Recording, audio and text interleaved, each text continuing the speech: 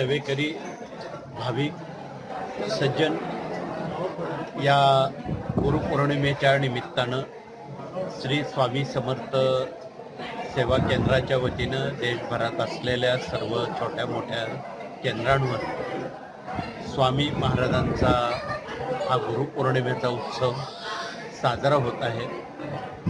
संकल्प एवढाच आहे की भरपूर पाऊस पडावा, शेती चांगली पिकावी, बळीराजाला सामर्थ्य द्यावं, मनोबल वाढावं, या सर्व भावनेतून स्वामी महाराजांना या कार्यानं विनंती प्रार्थना केलेली आहे। आणि हे तडीत जाण्यासाठी सर्व समर्थ सेवेकरी आणि परिवार सज्ज आहे।